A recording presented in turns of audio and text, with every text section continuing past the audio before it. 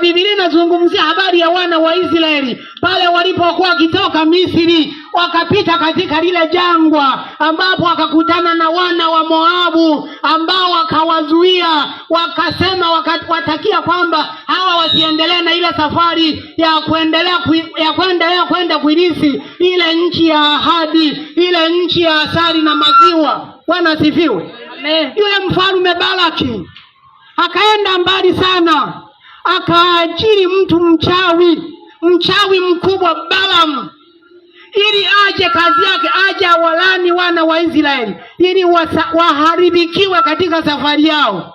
Bwana asifiwe. Amen. Bwana asifiwe.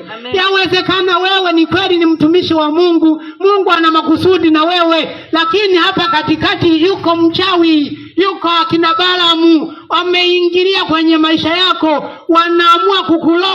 wanaamua kukuloga ili safari yako isiende vizuri, ili maisha yako yasiende vizuri, ili safari ya utumishi wako isiende vizuri. Lakini niko hapa kukwambia ya kwamba Mungu akamkataza Balaamu kwa mara ya kwanza, mara